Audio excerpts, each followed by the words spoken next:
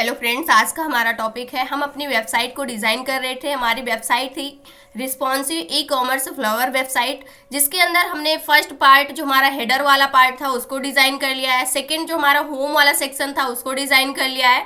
Third हमारे पास था जो हमारा अबाउट अस का सेक्शन था, उसको भी हमने डिज़ाइन कर लिया है। जैसे होम पे क्लिक करते हैं तो होम पे आ जाते हैं, अबाउट पर क्लिक करने पे अबाउट वाले सेक्शन में आ जाएंगे। अब इसके बाद नेक्स्ट हमारे पास होने वाला है, कुछ आइकन्स को हम यहाँ पर ऐड करने वाले हैं अपनी वेबसाइट के अंदर अबाउट के जस्ट बाद। उसके बाद यहाँ पर हम अपने प्रोडक्ट वाले सेक्शन को भी डिजाइन करने वाले हैं। फिर हम रिव्यू वाले सेक्शन को डिजाइन करेंगे जो कि कुछ इस प्रकार से होगा। उसके बाद कॉन्टेक्ट के अंदर हम चीजों को ऐड करने वाले हैं। तो आज का हमारा टॉपिक है सिंपल सा, हम यहाँ पर क्या करने वाले हैं, जो हमारा आइकन वाला सेक्शन है इस आइकन वाले सेक्शन को ऐड करेंगे और इसके बाद जो हमारा प्रोडक्ट वाला सेक्शन है इसको हम ऐड करने वाले हैं। तो ये दो काम करने हैं जो हमारी वेबसाइट है इसके अंदर।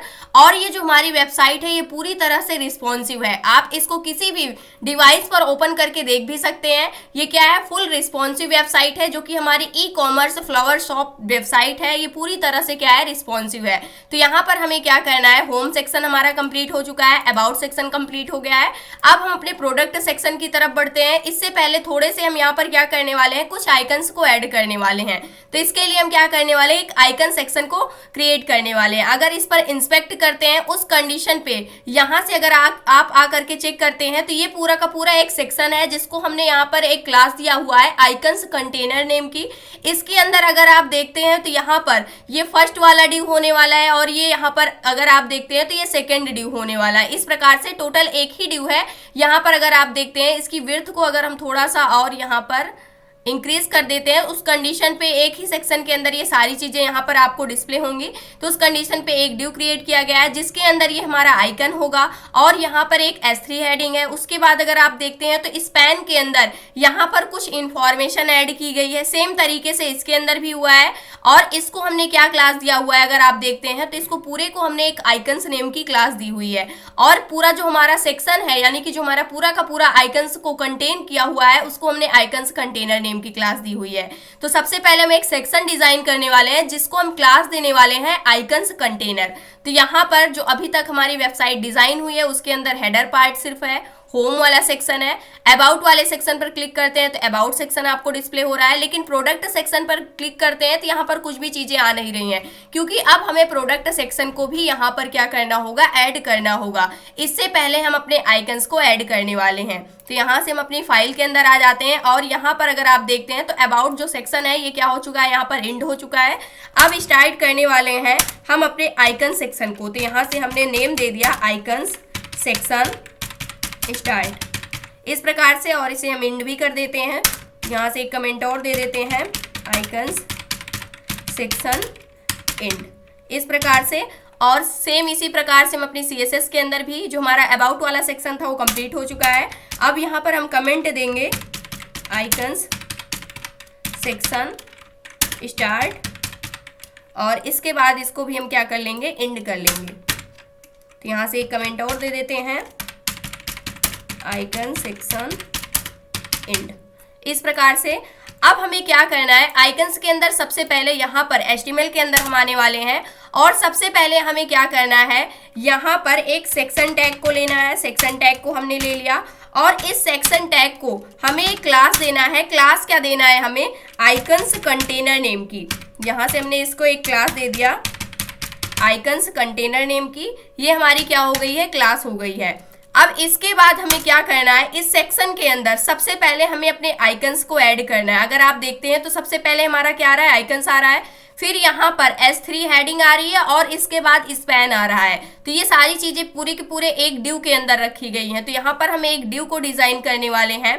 तो यहाँ पर हम लेने वाले हैं, सबसे पहले हमें क्या ऐड करना है, आइकन्स को ऐड करना है। तो इसी के अंदर हम कमेंट दे देते हैं कि आइकन्स के लिए हम यहाँ पर क्या करने वाले हैं, एक ड्यू को यहाँ पर क्रिएट करने वाले हैं और इस ड्यू को हमने क्लास दे दिया आइकन्स और इसके अंदर हम क्या करने वाले हैं, अपनी आइकन को ऐड करने वाले हैं। यहाँ पर अगर आप देखते हैं तो फर्स्ट यहाँ पर जो हमारा आइकन है ये एक प्रकार से कार्ड शॉपिंग का आइकन है। जैसे आप पॉपअप के अंदर देखते हैं तो जो हमारा आई टैग है उसके अंदर जो इसका क्लास नेम है वो आपको यहाँ पर क्या हो रहा है, डिस्प्ले हो रहा है। तो फॉन्ट ऑसम की वेबसाइट पे हम जाते हैं और यहाँ से हम आ जाते हैं फॉन्ट ऑसम की वेबसाइट पे। हमें लाइब्रेरीज पे नहीं जाना है, फॉन्ट ऑसम डायरेक्टली हमें आइकन सर्च करना है। आइकन्स पे आएंगे और यहाँ पर हम सर्च करने वाले हैं कार्ट, यहाँ से शॉपिंग, और यहाँ से हमने क्या कर लिया, सर्च कर लिया। जैसे ही सर्च किया यहाँ से अगर आप देखते हैं तो ये फर्स्ट वाले कार्ड को हम क्या करने वाले हैं, यहाँ पर इसके कोड को, जो HTML का कोड है, इसको हम कॉपी कर लेंगे। कॉपी करने के बाद यहाँ पर आते हैं और इसके जस्ट बाद जो हमारा आइकन्स वाला क्लास है ड्यू के अंदर, यहीं पर हम इसको क्या कर देंगे, पेस्ट कर देंगे। अब जैसे ही मैंने इसको पेस्ट किया, इसके बाद यहाँ पर आते हैं और अपने पेज को हम यहाँ पर रिफ्रेश करने वाले हैं। जैसे ही रिफ्रेश करेंगे उस कंडीशन पे आप देख सकते हैं यहाँ पर आइकन ऐड हो चुका है। अब इसका जो साइज है वो काफी ज्यादा छोटा है। अभी CSS को इम्प्लीमेंट करते टाइम हम इसके साइज को भी इंक्रीज करने वाले हैं। तो अभी के लिए इसका जो साइज है वो क्या है, 100% पर ये कितना है, यहाँ पर आप देख सकते हैं 100% पर इसका साइज कुछ इतना है।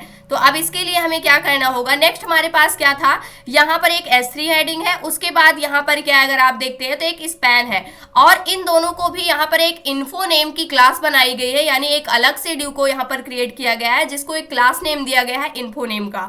उसके अंदर हमारी S3 हेडिंग होगी और उसके अंदर हमारा क्या होगा, स्पैन टैग होगा। तो यहाँ पर आते हैं और इसके बाद जो हमारा आइकन्स था, आइकन्स के बाद हम क्या करने वाले हैं, यहाँ पर उससे रिलेटेड जो भी इंफॉर्मेशन है उसको देने के लिए हम यहाँ पर एक क्लास लेने वाले हैं इन्फो नेम की। तो मैंने एक ड्यू क्रिएट कर लिया इन्फो नेम का, और इसके अंदर हमें क्या करना होगा, जो हमारा इन्फो ड्यू है इसके अंदर, और इस ड्यू को हमें क्या नहीं करना है, यहाँ पर क्लोज नहीं करना है, तो इसको हमें इसके बाद क्लोज करना होगा। तो यहाँ पर जो हमारी इन्फो क्लास है इसके अंदर हमें चीज़ों को ऐड करना होगा। अब इसको ऐड करने के लिए सबसे पहले हमारे पास क्या है, हमारी S3 हेडिंग है। तो यहाँ से हमने S3 हेडिंग को ले लिया, और इस S3 हेडिंग के अंदर जो भी टेक्स्ट है, जैसे यहाँ से फ्री डिलीवरी है, उसके बाद 40 डेज रिटर्न्स है, 14 डेज रिटर्न्स है, उसके बाद ऑफर एंड गिफ्ट्स है, तो इस प्रकार के ऑप्शंस जो हैं इसको भी हमें ऐड करना होगा। तो हम सेम यहाँ से क्या कर सकते हैं, इसको कॉपी कर लेंगे और यहाँ पर आएंगे S3 के अंदर, इसको हमने क्या कर दिया, पेस्ट कर दिया। राइट क्लिक करके फॉर्मेट डॉक्यूमेंट कर देंगे और यहाँ से इसको हम एक सेम लाइन के अंदर लाने वाले हैं। तो यहाँ पर क्या हो चुका है, जो हमारी क्लास थी, यानी कि जो हमारी S3 हेडिंग थी वो क्या हो गई है, ऐड हो चुकी है। इसके बाद हम यहाँ पर स्पैन टैग को लेने वाले हैं। स्पैन टैग के अंदर हमें क्या देना है, जो भी स्पैन के अंदर ऑन ऑल ऑर्डर्स, इसको मैंने क्या कर लिया, यहाँ से कॉपी कर लिया और यहाँ पर आएंगे स्पैन के अंदर भी पेस्ट कर देंगे। सेव किया, सेव करने के बाद जैसे हम यहाँ पर आते हैं और पेज को रिफ्रेश करते हैं तो उस कंडीशन पे आप देख सकते हैं ये हमारा फर्स्ट वाला ड्यू था जिसके अंदर हमने आइकन्स को ऐड किया हुआ है। सेकंड इन्फॉर्मेशन नेम का यानी इन्फो नेम का जो हमने ड्यू यानी कि एक क्लास बनाई हुई है उसके अंदर जो भी इससे रिलेटेड इन्फॉर्मेशन है उसको हमने क्या कर दिया है, ऐड कर दिया है। सेम तरीके से यहाँ पर जितने भी हमारे पास आइकन्स हैं और उससे रिलेटेड जो भी इन्फॉर्मेशन है उन सभी को हम एक एक करके ऐड करने वाले हैं। यहाँ से मनी का एक बैग है, आप देख सकते हैं इस प्रकार से। ऑफर एंड गिफ्ट का ये आइकन है। इसी प्रकार से ये सिक्योर पेमेंट के लिए यानी एक प्रकार से मनी जैसे आप सिक्योरिटी के लिए उस प्रकार से हमने यहाँ पर एक सिंबल ले रखा है। तो इसके लिए हमें क्या करना होगा, यहाँ पर आते हैं, सारी चीजें यहाँ पर क्या होने वाली है, सेम होने वाली है। यहाँ पर हम दे देते हैं इसको एक क्लास, जैसे ये आइकन 1 होने वाला है। ये आइकन 1 यहाँ से स्टार्ट हुआ और यहाँ पर क्या हो गया है, एंड हो गया है। इस प्रकार से फर्स्ट आइकन हो गया। सेम हमने यहाँ पर इतने पार्ट को कॉपी कर लिया और यहाँ से हम दे देते हैं आइकन्स 2, ये हमारी क्लास हो गई। और यहाँ पर आएंगे, यहाँ पर मैंने सेकंड वाले को क्या कर दिया, पेस्ट कर दिया। सेम इसी प्रकार से थर्ड वाले को भी हम क्रिएट कर लेते हैं और यहाँ से हमने दे दिया आइकन्स 3 इस प्रकार से, और यहाँ पर थर्ड को पेस्ट कर दिया। इसके बाद आएंगे, टोटल 4 है हमारे पास, तो यहाँ पर भी हम कमेंट देंगे आइकन्स 4 और यहाँ पर भी हमने सेम चीज़ को क्या कर दिया, पेस्ट कर दिया।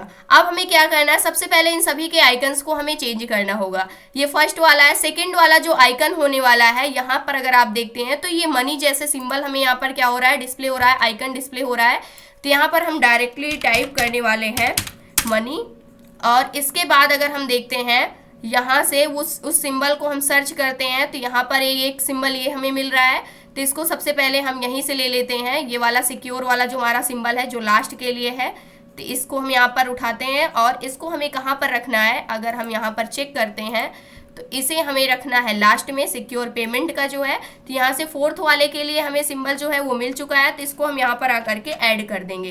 तो यहाँ पर वो सिंबल क्या हो चुका है, ऐड हो चुका है। अगर अभी के लिए पेज को रिफ्रेश करते हैं तो यहाँ से आप देख सकते हैं फोर्थ वाले में आ चुका है। अब इसके बाद हमें किसका चाहिए, यहाँ से जो मनी बैग है उस टाइप का हमें सिंबल चाहिए। तो यहाँ से इसको भी हम सर्च कर लेते हैं। यहाँ पर अगर हमें मिल जाता है तो ठीक है, नहीं तो हम इसको क्या करने वाले हैं, इसका जो नेम है उससे सर्च करने वाले हैं। जैसे मान लीजिए मैंने यहाँ से डॉलर सर्च किया, इस प्रकार से उस कंडीशन पे अगर हमें मिलता है तो यहाँ पर ले सकते हैं। तो यहाँ से आप देख सकते हैं इससे एक डॉलर नेम का यहाँ पर क्या मिल रहा है, आपको ये बैग मिल रहा है। इसको आपको लेना है और यहाँ से इसे कॉपी कर लेना। कॉपी करने के बाद हम आ जाते हैं और यहाँ पर करने वाले हैं जो हमारा सेकेंड वाला यहाँ पर आइकन है, इसकी जगह हम इसको पेस्ट कर देंगे। अब इसके बाद थर्ड हमारे पास किस चीज़ का आइकन है, पेज को रिफ्रेश करते हैं तो यहाँ से आप देख सकते हैं सेकंड भी आ चुका है। थर्ड हमारे पास क्या है, यहाँ पर फ्री डिलीवरी। यहाँ पर आपको अभी ये चीज़ें चेंज नहीं की गई है। थर्ड को अगर हम देखते हैं तो यहाँ पर ऑफर एंड गिफ्ट्स का है। तो यहाँ से हम सर्च करने वाले हैं गिफ्ट के लिए आइकन को। तो यहाँ पर हम टाइप करने वाले हैं गिफ्ट। इस कंडीशन पे आपको ये फर्स्ट ही मिल जाएगा। यहाँ से मैंने इसको क्या कर लिया, कॉपी कर लिया। कॉपी करने के बाद जस्ट यहाँ पर आएंगे और जो हमारा थर्ड वाला आइकन है इसको यहाँ से हटाएंगे और यहाँ पर अपने थर्ड वाले आइकन को पेस्ट कर देंगे। इसको हमने सेव किया। सेव करने के बाद पेज को जैसे ही रिफ्रेश करते हैं उस कंडीशन पे आप देख सकते हैं कि सारे के सारे जो आइकन्स हैं वो इम्प्लीमेंट हो चुके हैं। लेकिन जो इसके यहाँ पर अगर आप देखते हैं जो इन्फॉर्मेशन है उसको भी हमें क्या करना होगा, चेंज करना होगा। तो इन्फॉर्मेशन को चेंज करने के लिए सेकेंड वाला जो हमारा आइकन है उसके लिए यहाँ पर अगर आप देखते हैं 40 डेज रिटर्न्स है, तो इसको मैंने यहाँ से कॉपी किया और सेकेंड वाले के अंदर आएंगे जहाँ पर S3 हेडिंग है, यहाँ पर क्या कर दिया हमने, इसको पेस्ट कर दिया। उसके बाद यहाँ पर मनी बैक, यहाँ पर गारंटी जो है इसको भी मैंने यहाँ से क्या कर लिया, कॉपी कर लिया और इसके जस्ट बाद इस पैन के अंदर इसको मैंने क्या कर दिया, पेस्ट कर दिया।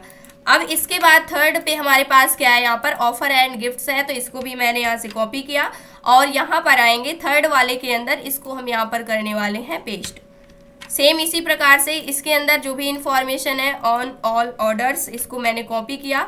वैसे तो ये चीज़ें क्या है यहाँ पर सेम ही है, तो इसको चेंज करने की आवश्यकता नहीं है। आइकन्स नंबर 4 जो है इसके अंदर सिक्योर पेमेंट है, इसको हमने क्या कर लिया, यहाँ से कॉपी कर लिया और यहाँ पर आते हैं जहाँ पर सिक्योर पेमेंट है, यहाँ पर हमने इसको क्या कर दिया, पेस्ट कर दिया। अब इसके बाद नेक्स्ट काम हमें क्या करना है, इसके अंदर स्पैन के अंदर भी हम चेक कर लेते हैं स्पैन के अंदर क्या चीज़ें हैं, उसको भी हम सेम रखने वाले हैं। तो यहाँ से प्रोटेक्टेड बाई पेपाल, इसको मैंने यहाँ से लिया और यहाँ पर आएंगे इसको भी क्या कर दिया, यहाँ से पेस्ट कर दिया। इसको आप टाइप भी कर सकते हैं। यहाँ पर मैंने जल्दी काम करने के लिए इसको क्या कर दिया है, कॉपी पेस्ट कर दिया है, क्योंकि हमें पता है कि सारी चीज़ें हमें सेम रखनी है।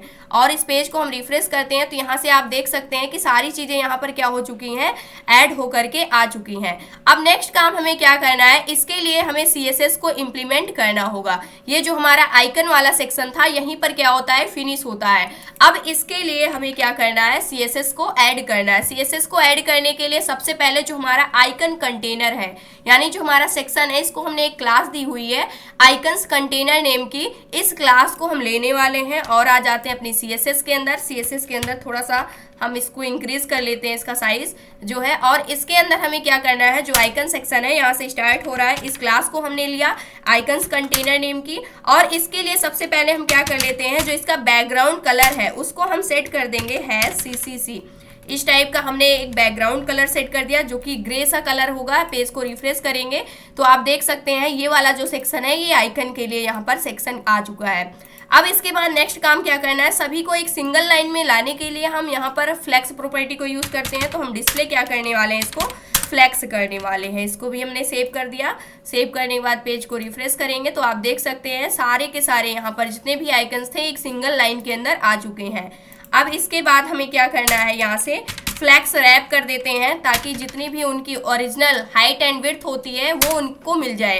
तो यहाँ पर इसको हम रखने वाले हैं रैप और इसको हम सेव करेंगे, पेज को रिफ्रेश करेंगे तो यहाँ से आप देख सकते हैं सभी की जो साइज़ है, हाइट एंड जो विड्थ है वो सारी चीज़ें मिल चुकी हैं। यहाँ पर हम थोड़ा सा गैप देने वाले हैं। गैप हमने यहाँ पर दे दिया अराउंड 1.5 रेम के इक्वल। 1.5 रैम कहने का क्या मतलब है, जो 1 रैम होता है वो 10 पिक्सल्स के इक्वल होता है, तो 1.5 रैम 15 पिक्सल्स के इक्वल हो जाएगा। पेज को रिफ्रेश करेंगे तो यहाँ से 15 पिक्सल्स के इक्वल इन सभी के बीच में क्या हो चुका है, गैप ऐड हो चुका है, यानी स्पेस आ चुकी है। यहाँ पर अगर आप देखते हैं तो ये 15 पिक्सल्स के इक्वल क्या हो गई है, स्पेस ऐड हो चुकी है। यानी एक प्रकार से जैसे ग्रिड का लेआउट हम डिजाइन करते हैं वैसे ही हमने यहाँ पर एक गैप प्रॉपर्टी को यूज किया हुआ है। अब इसके बाद नेक्स्ट काम हमें क्या करना है, हम पैडिंग देना चाहते हैं। पैडिंग हम टॉप से दे देते हैं, टॉप से पैडिंग टॉप रखने वाले हैं। सबसे पहले पैडिंग हम लेते हैं और पैडिंग हमें टॉप साइड से चाहिए। टॉप साइड से अराउंड 5 रैम के इक्वल हमें पैडिंग चाहिए, तो इसको हमने सेट कर दिया और यहाँ से हम करने वाले पेज को रिफ्रेश। तो उस कंडीशन पे यहाँ पर 5 रैम के इक्वल जो पैडिंग है वो मिल चुकी है। 5 रैम यहाँ पर कहने का क्या मतलब है, 50 पिक्सल्स के इक्वल यहाँ पर क्या हो जाएगी, पैडिंग जो है वो ऐड हो जाएगी। अब इसको थोड़ा सा हम बॉटम से भी पैडिंग देने वाले हैं, तो पैडिंग बॉटम को हम यूज कर लेते हैं। बॉटम से भी हम 5 रैम के इक्वल इसको पैडिंग दे देते हैं। यहाँ से सेव करेंगे, सेव करने के बाद पेज को रिफ्रेश करेंगे तो बॉटम साइड से भी यहाँ पर पैडिंग हो चुकी है। अब ये जो भी हमारे पास आइकन्स हैं बिल्कुल कहाँ पर आ चुके हैं, सेंटर में आ चुके हैं, टॉप एंड बॉटम के। अब इसके बाद नेक्स्ट काम हमें क्या करना है, जो भी आइकन्स हैं इसके लिए हमें प्रॉपर्टी को ऐड करना है। इसको हमने एक आइकन्स क्लास के अंदर रखा हुआ है, तो यहाँ पर आते हैं। अगर यहाँ पर आप देखते हैं तो एक आइकन्स क्लास दिया हुआ है, तो इस आइकन क्लास को हम यहाँ पर लेने वाले हैं और इसके लिए हमें क्या करना है, प्रॉपर्टी को ऐड करना है, CSS को। तो यहाँ से सबसे पहले हम लेने वाले हैं जो भी हमारा आइकन्स कंटेनर है और इसके अंदर हम लेने वाले हैं जो भी हमारी आइकन्स नेम की क्लास है।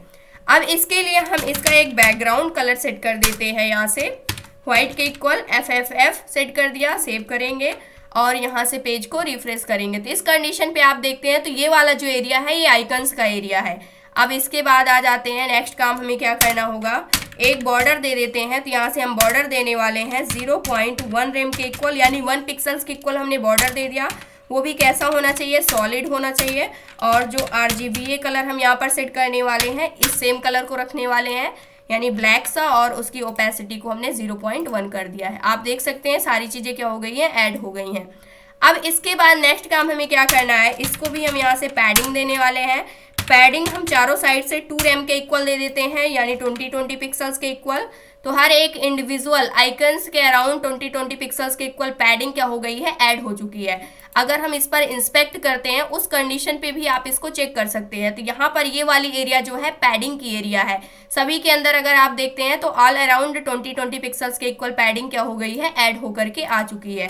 अब इसके बाद नेक्स्ट काम हमें क्या करना है, इसको भी हम कर देते हैं डिस्प्ले फ्लैक्स, यानी कि जो भी कंटेंट है, जो भी आइकन है वो सारे क्या हो जाने चाहिए, ये आइकन और ये कंटेंट दोनों सेम लाइन के अंदर लाने के लिए, क्योंकि हर एक इंडिविजुअल आइटम को और यहाँ पर जितने भी कंटेंट थे इन सभी को हमने डिव के अंदर क्रिएट किया हुआ है, इसलिए एक ब्लॉक एलिमेंट है, इसको इनलाइन बनाने के लिए हमने क्या कर दिया, डिस्प्ले फ्लैक्स कर दिया।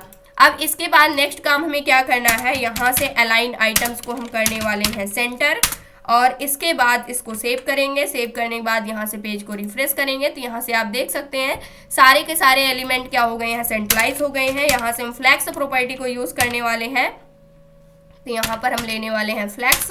फ्लैक्स की वैल्यू हम 1 सेट करने वाले हैं, 1125 रैम के इक्वल यहाँ से, और यहाँ से हम कर देते हैं पेज को रिफ्रेश। तो उस कंडीशन पे अगर आप देखते हैं तो यहाँ पर जो हमने विड्थ को सेट किया हुआ है, अगर आप चेक करते हैं तो यहाँ पर आते हैं और इसके बाद अगर आप इस पूरे के पूरे ड्यू को देखते हैं तो इसकी यहाँ पर जो विड्थ सेट हुई है उसको आप यहाँ पर देख सकते हैं। यहाँ पर जो विड्थ दिया हुआ है 25 रैम, इसका कहने का क्या मतलब है, 250 पिक्सल्स के इक्वल हमने क्या कर दिया है, हर एक इंडिविजुअल आइटम्स की विड्थ को सेट कर दिया है। और यहाँ पर जो और वैल्यू है उसको हमने क्या सेट कर दिया है, 11 रैम के इक्वल, यानी कि यहाँ पर 11 सेट कर दिया है कि यानी कि वो क्या होनी चाहिए, इक्वली क्या हो जानी चाहिए, डिवाइड हो जानी चाहिए। जितनी भी स्पेस है सभी की स्पेस क्या हो जानी चाहिए, यानी कि जो फ्लैक्स है वो 1 होना चाहिए, यानी कि इक्वली विड्थ सभी को मिल जानी चाहिए। तो यहाँ से अगर हम इसको हटाते हैं तो उस कंडीशन पे अगर आप देखते हैं तो सभी को इक्वल विड्थ यहाँ पर क्या हो चुकी है, मिल चुकी है। और इसकी विड्थ हमने क्या सेट किया हुआ है, 25 रैम के इक्वल, यानी 250 पिक्सल्स के इक्वल। और ये ऑटोमेटिकली यानी कि जो भी हमारी स्क्रीन की साइज होगी उसका जो भी 100% होगा उसके हिसाब से इसको क्या मिलेगा, 25 रैम के इक्वल विड्थ मिलेगी हर एक इंडिविजुअल आइकन्स के लिए। अब इसके बाद यहाँ पर जो हमारे आइकन्स थे इन सभी की विड्थ को भी हमने सेम तरीके से यहाँ पर पर क्या कर दिया है, सेट कर दिया है। अब नेक्स्ट काम हमें क्या करना है, जो भी आइकन्स हैं यानी कि ये जो आइकन्स है इसका जो साइज है वो थोड़ा सा हम इंक्रीज करने वाले हैं। अगर इस पर हम इंस्पेक्ट करते हैं और यहाँ पर आते हैं तो इसका साइज अगर आप चेक करते हैं तो इसका साइज जो है आप यहाँ से क्या कर सकते हैं, देख सकते हैं 10 पिक्सल्स के इक्वल यहाँ पर जो फॉन्ट साइज है वो दिया गया है। तो यहाँ पर आ जाते हैं और इसके लिए हम क्या करने वाले हैं, सबसे पहले यहाँ पर अगर आप देखते हैं तो इस कंडीशन पे आइकन्स है, आइकन्स के अंदर अगर हम आते हैं तो यहाँ पर जो हमारा आई टैग है जिसके अंदर हमने आइकन्स को ऐड किया हुआ है उसके लिए हम प्रॉपर्टी को सेट करने वाले हैं। तो यहाँ से सबसे पहले जो हमारा आइकन्स कंटेनर है उसके अंदर आएंगे और इसके अंदर जो भी हमारे आइकन्स है इसके अंदर जो हमारा आइकन है यानी आई टैग है उसके लिए हमें क्या करना है, सबसे पहले जो फॉन्ट का साइज है उसको हम सेट कर देंगे। यहाँ से जो इसका फॉन्ट का साइज है इसको हम 5 रेम सेट करने वाले हैं। 5 रेम यानी कि यहाँ पर 50 पिक्सल्स के इक्वल। इसको मैंने सेव किया, सेव करने के बाद यहाँ से आएंगे, पेज को रिफ्रेश किया तो फॉन्ट का साइज जो है वो क्या हो चुका है, यहाँ पर ऐड हो चुका है। अगर इसका साइज आप चेक करते हैं यहाँ पर तो इसका साइज, इसकी हाइट एंड विड्थ जो है यहाँ पर 56.25 मल्टीप्लाई 52 समथिंग यहाँ पर क्या हो रहा है, डिस्प्ले हो रहा है। लेकिन जो इसका फॉन्ट का साइज है यानी कि जो साइज है वो क्या है, यहाँ पर 20 पिक्सल्स सॉरी यहाँ पर 50 पिक्सल्स के इक्वल क्या किया गया है, सेट किया गया है। और इसके बाद हमें क्या करना है, इसको हमने खुद से इसको क्या किया हुआ है, आइकन्स का जो साइज है वो क्या होना चाहिए हमने यहाँ पर सेट किया हुआ है। कितने फॉन्ट साइज में कितना होना चाहिए, कितने पे वो बेटर दिखेगा, तो उस कंडीशन पे हमने इसको सेट कर रखा है। अब नेक्स्ट काम हमें क्या करना है, इसके लिए हम मार्जिन सेट करने वाले हैं राइट साइड से।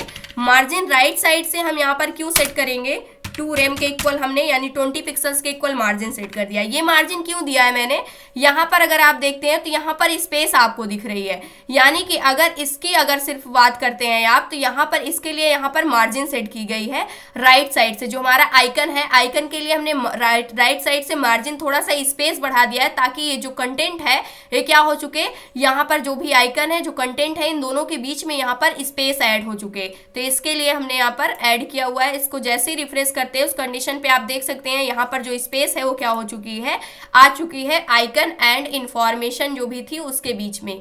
अब नेक्स्ट काम हमें क्या करना है, यहाँ से मार्जिन हमने दे दिया। मार्जिन देने के बाद इसको हम एक कलर दे देते हैं जो भी हमारा आइकन है। तो यहाँ से हम कलर प्रॉपर्टी को लेने वाले हैं और इसका कलर हमने #333 समथिंग मैंने सेट कर दिया यहाँ से, और यहाँ से लाइट ब्लैक सा कलर यहाँ पर हमने दे दिया है जैसे कि आप देख सकते हैं। तो सेम तरीके से यहाँ पर जो कलर है वो क्या हो चुका है, आ चुका है, और इसको हम यहाँ से हटा देते हैं। अब इसके बाद नेक्स्ट काम हमें क्या करना है, इसका जो फॉन्ट का साइज है इसके लिए यानी S3 हेडिंग जो है और जो स्पैन टैग है इन सभी के लिए भी हमें स्टाइलिंग को क्या करना होगा, ऐड करना होगा। तो अब यहाँ पर आ जाते हैं और हमें क्या लेना है, जो हमारी S3 हेडिंग है अगर आप देखते हैं तो यहाँ पर हमारी S3 हेडिंग है इन्फो के अंदर जो कि रखी गई है। तो इसको हम लेने वाले हैं, डायरेक्टली हम इसको सेलेक्ट कर सकते हैं। तो यहाँ से आ जाते हैं, सबसे पहले जो हमारी आइकन्स कंटेनर है इसके अंदर जो भी हमारे आइकन्स हैं, और इसके अंदर अगर हम आते हैं तो जो हमारी S3 हेडिंग है इसके लिए हमें क्या करना होगा, सबसे पहले इसको हम एक कलर सेट कर देते हैं, सेम सा #333 इस टाइप का हमने लाइट ब्लैक सा कलर सेट कर दिया। और यहाँ से हम पेज को रिफ्रेश करने वाले हैं तो इस कंडीशन पे आप देख सकते हैं इसका कलर जो है वो सेट हो चुका है। अगर यहाँ पर आते हैं तो इसका फॉन्ट का साइज भी थोड़ा सा क्या है, यहाँ पर इंक्रीज है। तो इस कंडीशन पे इसका फॉन्ट साइज भी हमें सेट करना होगा। तो यहाँ पर आ जाते हैं और सबसे पहले इसको हम एक फॉन्ट साइज दे देते हैं। फॉन्ट साइज हमने यहाँ पर क्या सेट कर दिया, अराउंड 15 पिक्सल्स के इक्वल 1.5 रेम सेट किया। रेम में हम प्रॉपर्टी को सेट कर रहे हैं तो यहाँ पर 15 पिक्सल्स के इक्वल क्या हो जाएगा, इसका साइज इंक्रीज हो जाएगा जैसे कि आप देख सकते हैं। और इसके बाद हम यहाँ पर इन दोनों के बीच में स्पेस लाना चाहते हैं तो उस कंडीशन पे यहाँ पर हम पैडिंग प्रॉपर्टी को यूज कर सकते हैं। तो पैडिंग के लिए हम यहाँ पर आ जाते हैं और यहाँ से हमने क्या दे दिया, पैडिंग बॉटम साइड से देने वाले हैं क्योंकि हमें बीच में स्पेस चाहिए। तो यहाँ से पैडिंग बॉटम मैंने दे दिया और इसको हम देने वाले हैं अराउंड 5 पिक्सल्स के इक्वल 0.5 रेम के इक्वल। और यहाँ से इसको सेव करेंगे और रिफ्रेश करेंगे तो उस कंडीशन पे आप देख सकते हैं यहाँ पर बीच में क्या हो चुकी है, स्पेस ऐड हो चुकी है।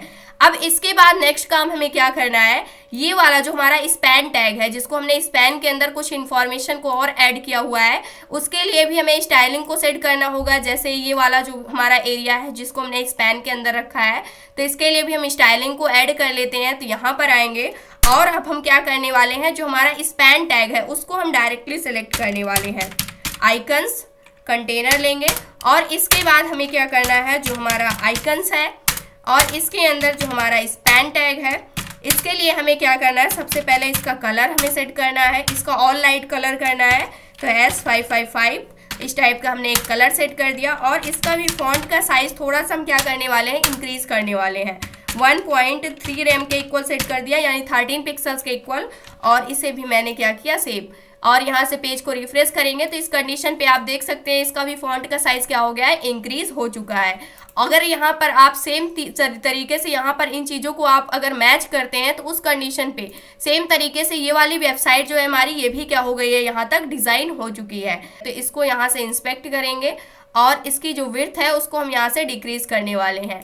तो ये जो हमारी वेबसाइट है एक रिस्पॉन्सिव वेबसाइट है। अगर आप देखते हैं तो यहाँ से ये वाला जो पार्ट है एक अच्छे लेआउट में क्या हो रहा है, हमारे पास डिस्प्ले होकर के आ रहा है। लेकिन इसका जो फॉन्ट का साइज है वो थोड़ा सा क्या हो रहा है, इंक्रीज हो रहा है। यहाँ से स्पैन वाले टैग का जो फॉन्ट साइज है वो थोड़ा सा क्या हो रहा है, इंक्रीज हो रहा है। और जो हमारी S3 हेडिंग है उसका फॉन्ट का साइज जो है वो थोड़ा सा क्या हो रहा है, यहाँ पर इंक्रीज होकर के आ रहा है। तो इसके लिए हम क्या करने वाले हैं, मीडिया क्वेरी को यूज करने वाले हैं।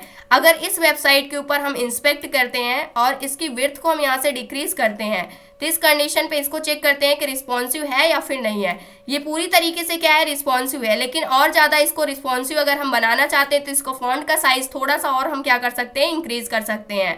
तो यहाँ पर इसके लिए हम मीडिया क्वेरी को ऐड कर लेते हैं। तो सबसे पहले यहाँ पर आते हैं और इसको हम रिस्पॉन्सिव बनाने वाले हैं। तो यहाँ से हम रिस्पॉन्सिव को ऐड करने वाले हैं और इसके लिए हम ले लेते हैं अपनी मीडिया क्वेरी मीडिया क्वेरी को हमने लिया। और इसके बाद हम क्या करने वाले हैं, जब हमारी मैक्सिमम विड्थ यहाँ से लेते हैं, मैक्सिमम विड्थ क्या होनी चाहिए, 768 पिक्सल्स के इक्वल होनी चाहिए। तो उस कंडीशन पे क्या चेंज आना चाहिए, उस कंडीशन पे जो हमारी यहाँ पर S3 हेडिंग है तो इसको हम डायरेक्टली यहाँ से क्या कर सकते हैं, कॉपी कर सकते हैं इन दोनों को। इन्हीं दोनों के अंदर हमारे पास चेंज आना चाहिए। तो इसको मैंने यहाँ से पेस्ट कर दिया और यहाँ से इन सभी प्रॉपर्टी को हमें हटाना होगा। सिर्फ हमें क्या चाहिए, जो इसका फॉन्ट का साइज है उसको हम यहाँ पर क्या करना चाहते हैं, बढ़ाना चाहते हैं। बढ़ा करके हम इसको क्या कर देंगे, 2 रैम के इक्वल कर देंगे। और यहाँ पर जो स्पैन है, स्पैन का जो फॉन्ट का साइज है इसको भी हम क्या कर देंगे, इंक्रीज कर देंगे। इंक्रीज करने के बाद इसको हम क्या कर देते हैं, 1.7 रैम के इक्वल। यानी इसका फॉन्ट का साइज 20 पिक्सल हो जाना चाहिए और इसका जो फॉन्ट का साइज है वो 17 पिक्सल्स के इक्वल हो जाना चाहिए।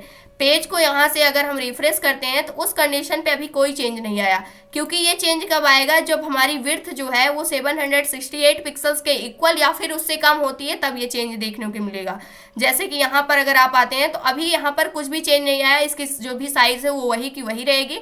लेकिन जैसे ही 768 पिक्सल्स से इसकी जो विड्थ है वो क्या होती है, कम होती है, तो उस कंडीशन पे इस चेंज को आप नोटिस कर सकते हैं। इसका जो फॉन्ट का साइज है वो क्या हो रहा है, यहाँ पर इंक्रीज होकर के आ रहा है। किसी भी डिवाइस के ऊपर अगर आप इसको ओपन करते हैं तो एक अच्छे लेआउट में क्या हो रहा है, ये डिस्प्ले हो रहा है। तो यहाँ से हमने सीखा कि आइकन्स को किस प्रकार से हम ऐड कर सकते हैं अपनी वेबसाइट के अंदर और उसको रिस्पॉन्सिव किस प्रकार से हम बना सकते हैं। अब नेक्स्ट पार्ट हमारे पास क्या होने वाला है, उसके अंदर जो हमारा प्रोडक्ट वाला सेक्शन है इसको हम डिजाइन करने वाले हैं। तो ये था आज का हमारा टॉपिक। आई होप दोस्तों अगर आज की इन्फॉर्मेशन आपको अच्छी लगी हो तो प्लीज वीडियो को लाइक करना, चैनल को सब्सक्राइब करना और दोस्तों के पास शेयर करना।